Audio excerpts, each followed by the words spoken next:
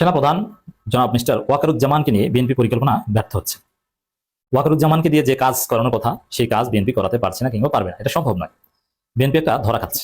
আপনারা জানেন যে বর্তমান সরকার একটি বিতর্কিত নির্বাচনের মধ্য দিয়ে ক্ষমতায় এসেছে এবং সেই ক্ষমতায় আসার পর থেকে গেল 15 বছর আমরা বিএনপির যে কথাবার্তা, যে ভূমিকা, যেই বাংলাদেশের মানুষকে যে প্রত্যাশা তারা দেখিয়েছিল তার বিপরীতমুখী একটি চরিত্র, একটি চেহারা আমরা তাদের দেখতে পাচ্ছি। বিশেষ করে সংসদে একজন সংসদ সদস্য যিনি প্রধানমন্ত্রীর অল্টারনেটিভ একটি ড্যামি চরিত্র যিনি অবতীর্ণ হয়েছেন, সালাউদ্দিন সাহেব, তিনি একাই যেভাবে সংবিধানের দোহাই দিয়ে বাংলাদেশকে আবারও সেই ফ্যাসিজমের দিকে নিয়ে যাওয়ার পায়তারা করছে, সেটা নিয়ে মানুষের ভেতরে একটি প্রশ্ন তৈরি হচ্ছে যে এই সরকারও কি সেই আগের মতোই জনগণের বিপরীত প্রান্তে অবস্থান নিচ্ছে কিনা।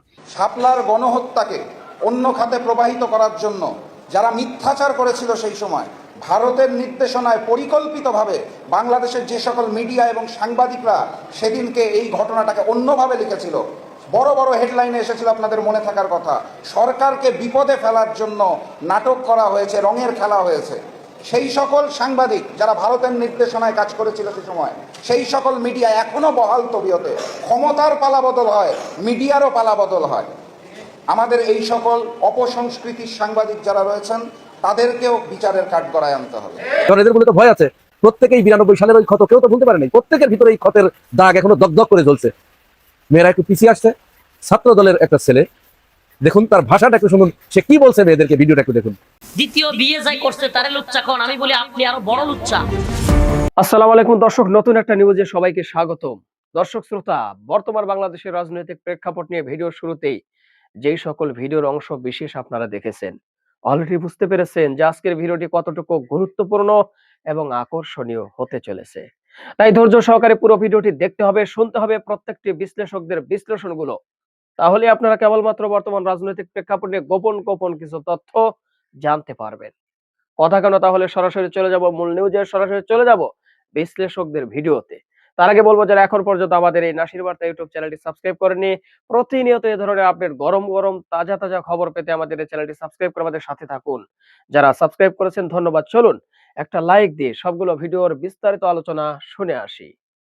আপনারা জানেন যে বর্তমান সরকার একটি বিতর্কিত নির্বাচনের মধ্য দিয়ে ক্ষমতায় এসেছে এবং সেই ক্ষমতায় আসার পর থেকে গেল 15 বছর আমরা বিএনপির যে কথাবার্তা, যে ভূমিকা, যেই বাংলাদেশের মানুষকে যে প্রত্যাশা তারা দেখিয়েছিল তার বিপরীতমুখী একটি চরিত্র, একটি চেহারা আমরা তাদের দেখতে পাচ্ছি। বিশেষ করে সংসদে একজন সংসদ সদস্য যিনি প্রধানমন্ত্রীর অল্টারনেটিভ একটি ড্যামি চরিত্র যিনি অবতীর্ণ হয়েছেন, সালাউদ্দিন সাহেব, তিনি একাই যেভাবে সংবিধানের দোহাই দিয়ে বাংলাদেশকে আবারও সেই ফ্যাসিজমের দিকে নিয়ে যাওয়ার পায়তারা করছে, সেটা নিয়ে মানুষের ভেতরে একটি প্রশ্ন তৈরি হচ্ছে যে এই সরকারও কি সেই আগের মতোই জনগণের বিপরীত প্রান্তে অবস্থান নিচ্ছে কিনা। তো সংবিধান নিয়ে আলোচনা আসলে এটা অনেক ক্রিটিক্যাল একটা বিষয়, এটা আমাদের জন্য স্বাভাবিক সাধারণ চোখ দিয়ে আমাদের এটা বোঝাটা খুব কঠিন ব্যাপার। আমি নিজেও সংবিধান নিয়ে যতটুকু পড়াশোনা করেছি, এর ভাষা এত কঠিন, অনেক কিছুই আমার বোঝার জন্য আরেকজন বিশেষজ্ঞের সাথে কথা বলতে হয় যে এটার মানে কি বোঝাতে চেয়েছে। তো খুবই জটিল একটা বিষয়। এই বিষয়গুলো নিয়ে আপনাদের সাথে কথা বলা আমার মনে হয় খুব জরুরি, যে কারণে আমরা চিন্তা করলাম যে খুব সহজভাবে সংবিধানের যে দোহাই দিয়ে বর্তমান সরকার আমাদেরকে নানান ধরনের হাইকোর্ট দেখানোর চেষ্টা করছে, সেই জায়গা থেকে আসলে সংবিধান নিয়ে তারা যে কথাগুলো বলছে সেগুলোর সাথে আসলে বাস্তবে সংবিধানের ভেতরে কি আছে, খুব সহজ সাবলীল ভাষায় আপনাদেরকে আমরা আজকে একটু বোঝানোর চেষ্টা করব। আমার সাথে আছেন অ্যাটর্নি শেখ সেলিম, যিনি মেধাবী একজন ঢাকা বিশ্ববিদ্যালয়ের শিক্ষার্থী এবং তার সংবিধান নিয়েও যথেষ্ট পাণ্ডিত্য আছেন, যিনি প্রায় 3 দশক ধরে নিউ ইয়র্কে আইন পেশার সাথে জড়িত আছেন। অ্যাটর্নি শেখ সেলিম, আপনাকে ধন্যবাদ জানাচ্ছি।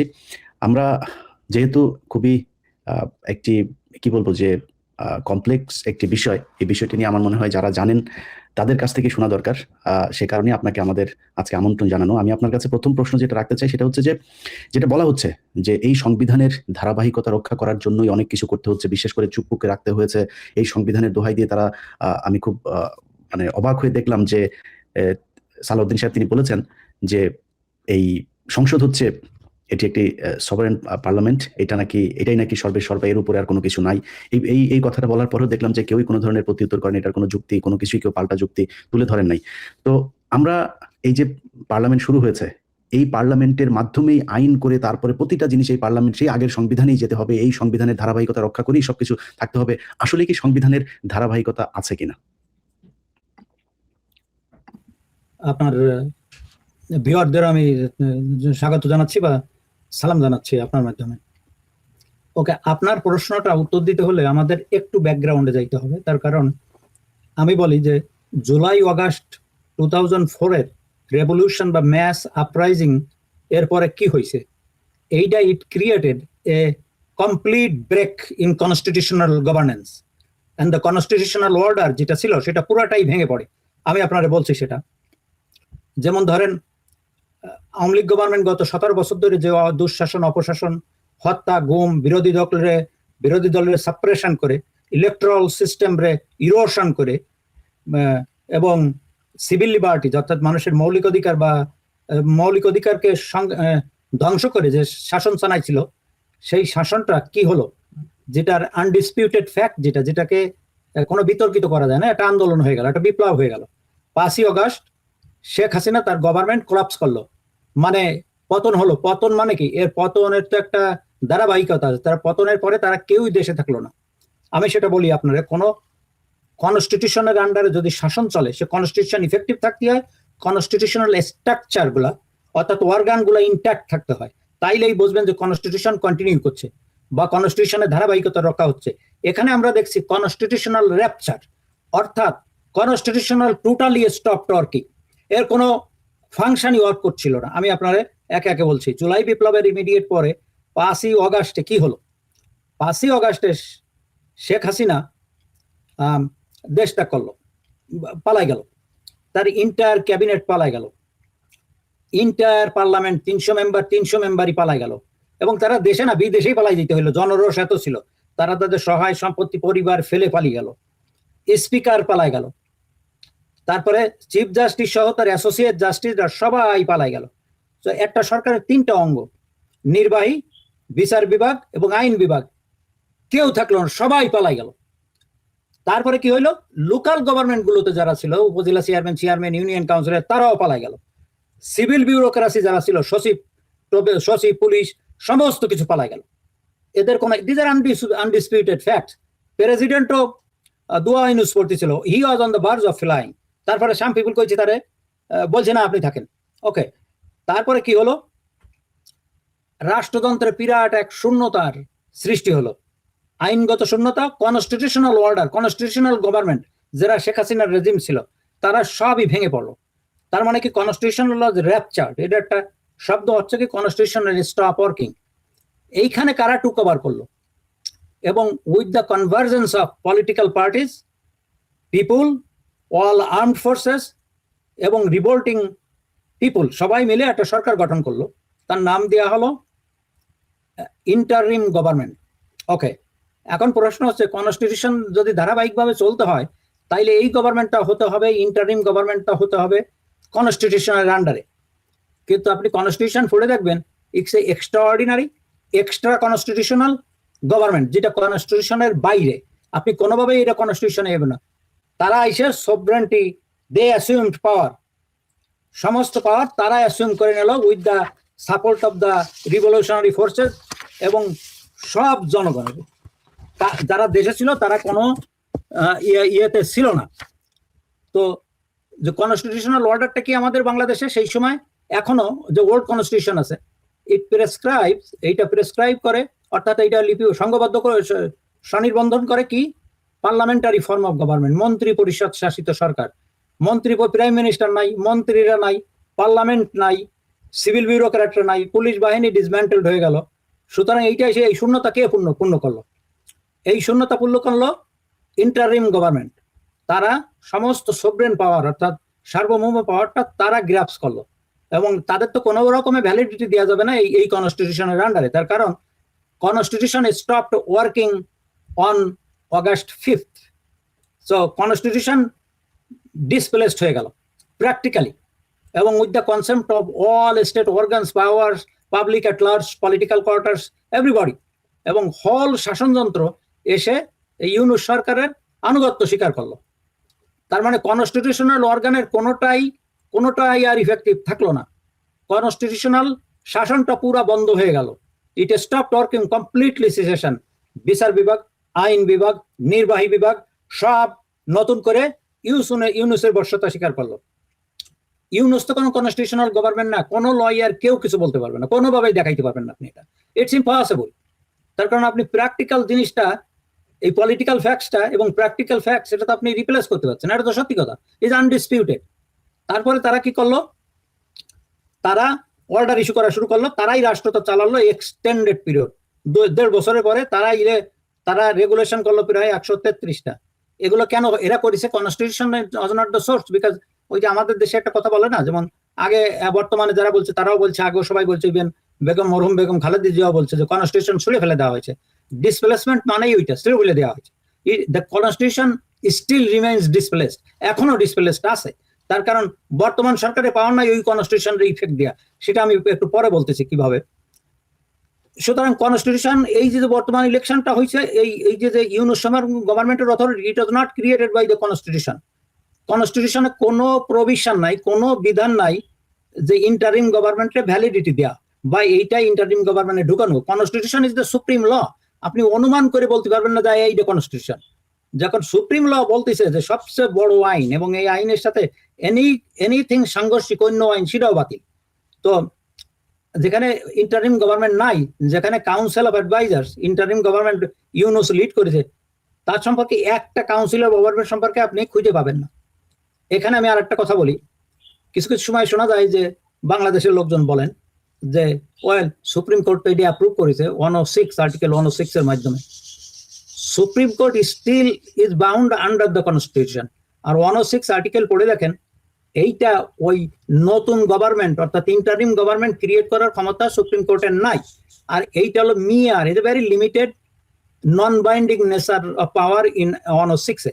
It's a advisory power, president দেওয়ার অ্যাডভাইজরি পাওয়ার। প্রেসিডেন্ট এই অ্যাডভাইসটা মানতেও পারে, নাও মানতে পারে। সুতরাং এটা আমরা জুডিশিয়াল আইনের ভাষায় বলি, it's not a adjudicative power, it's merely advisory consultative power, অর্থাৎ কনসালটেট করতে পারে। আপনি আমার সঙ্গে একটা জিনিস কনসাল্ট করতে পারেন, আমি কি বললাম সেটা আপনি নিতেও পারেন, নাও নিতে পারেন, এর বেশি কিছু না। ইটস নট অ্যাডজুডিকেটিভ পাওয়ার, অর্থাৎ এটা অ্যাডজুডিকেট করে দিলাম, বিচার করে দিলাম, এটা বাইন্ডিং ন।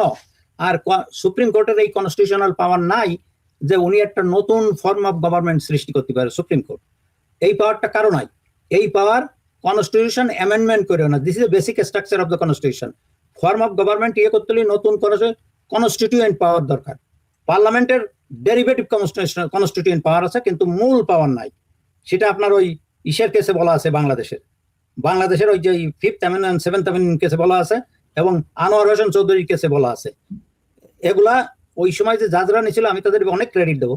এগুলো বহু দেশের জুরিসপ্রুডেন্স ঘেটে নেওয়া হয়েছে, তার কারণ ওই কেসগুলোর যে প্রিন্সিপাল আমি এক্স্যাক্টলি ওয়ার্ড বাই ওয়ার্ড মিল পাইছি আমেরিকান কনস্টিটিউশনাল কেসে, যেটা 1800 পর্যন্ত মানে পিছনে যে আমেরিকান সুপ্রিম কোর্টের রায়গুলো দিছে।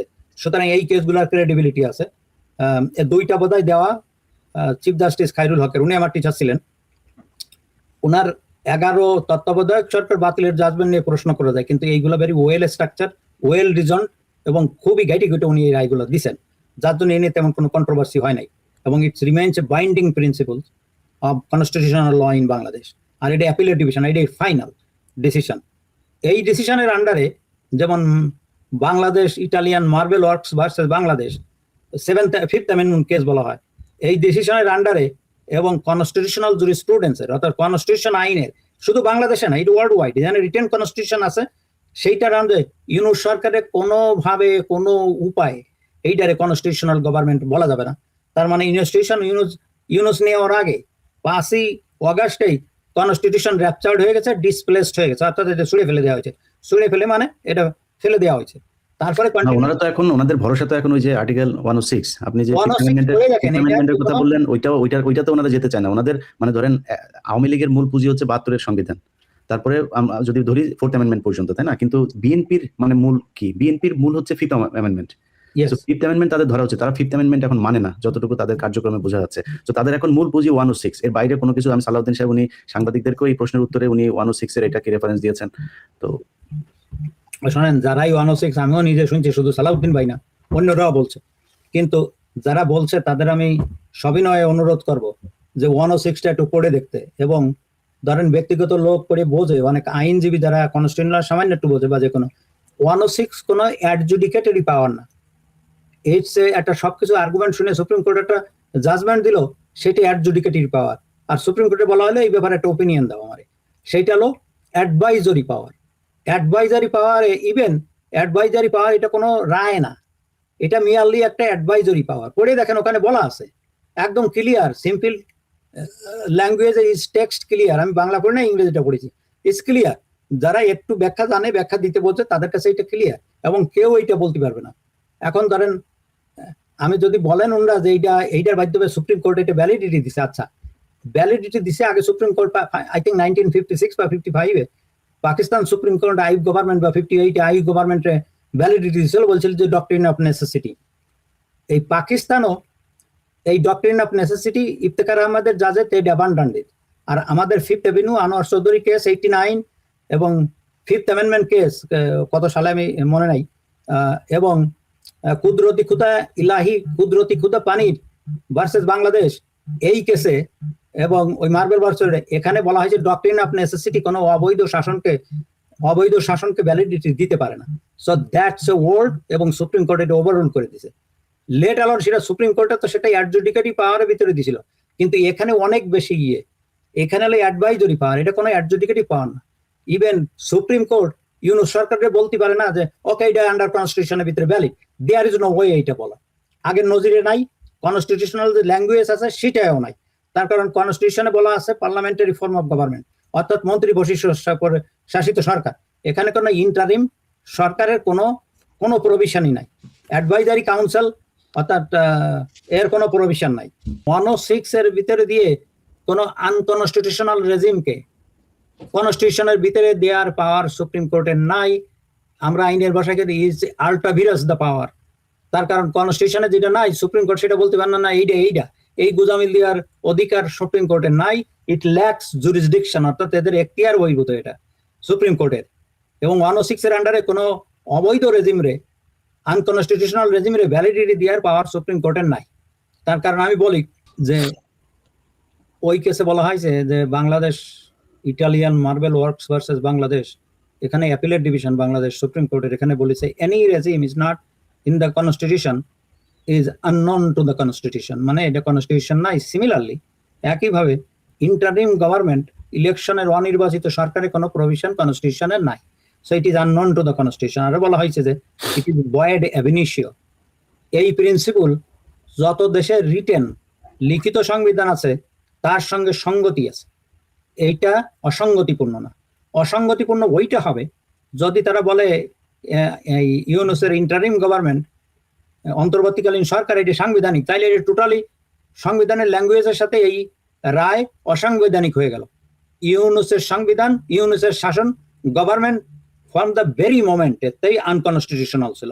আমরা এই ধরনের গভর্নমেন্টকে আইনে কি বলা হয় জানেন? এই ধরনের গভর্নমেন্টের আইনে বলা হয় এক্সট্রা কনস্টিটিউশনাল গভর্নমেন্ট, অর্থাৎ অসাংবিধানিক গভর্নমেন্ট অথবা বিপ্লবী সরকার।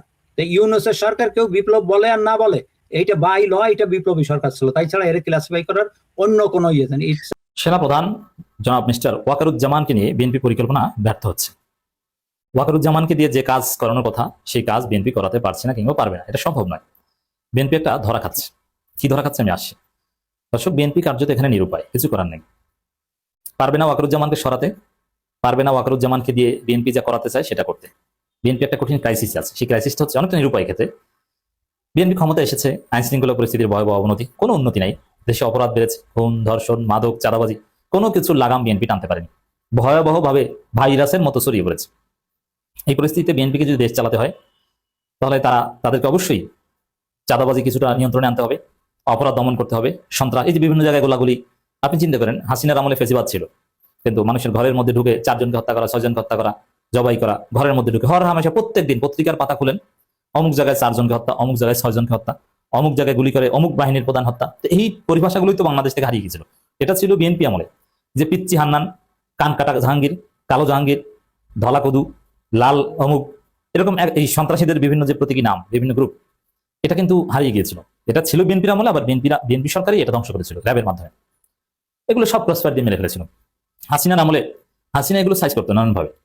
হাসিনা ছাত্রলীগ ভয়াবহ জুলুম করেছে, চাঁদাবাজি করেছে এবং ফেসিবাদ কায়েম করেছে, ভিন্ন মত দমন করেছে, হত্যা করেছে, সব ঠিক আছে, ক্যাম্পাসগুলো দখল করেছে।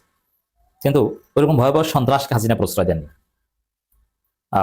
আওয়ামী লীগের কেউ ওরকম সন্ত্রাস করলে হাসিনা খেয়ে দিতেন, এবং ছাত্রলীগের কেউ যদি অতিরিক্ত বাড়াবাড়ি করতো হাসিনা কিন্তু খেয়ে দিত।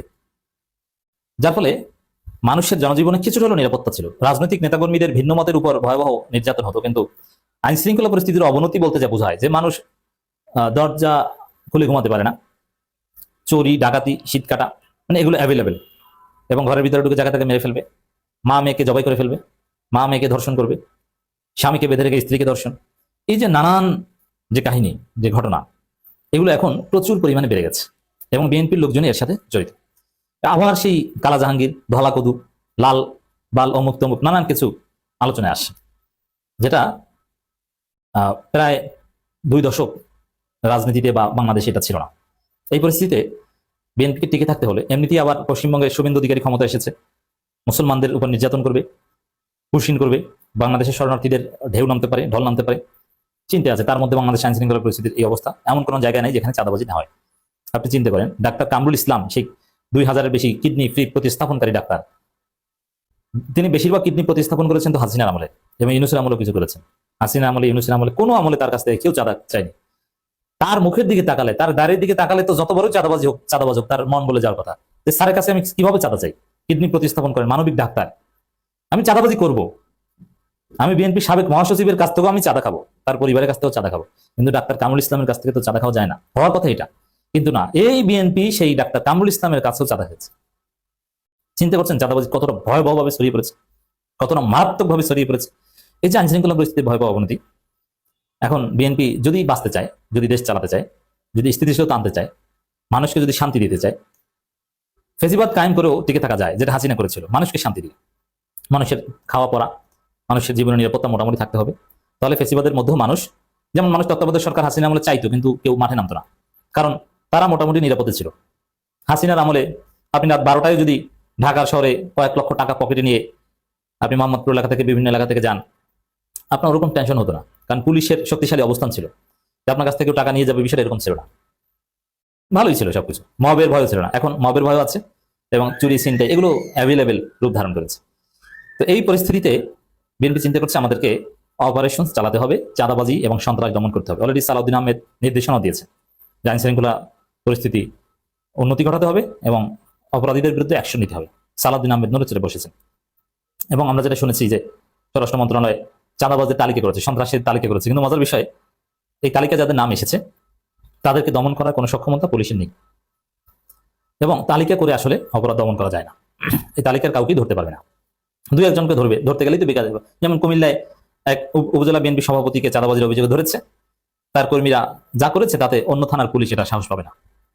এবং এই তালিকা ধরে এইভাবে পুলিশ দিয়ে দমন করা সম্ভব না। আইন শৃঙ্খলা পরিস্থিতির উন্নতি করা, চাঁদাবাজি দমন, সন্ত্রাস দমন, ধর্ষক দমন, এটা সম্ভব না, সিন্ডিকেট দমন সম্ভব না।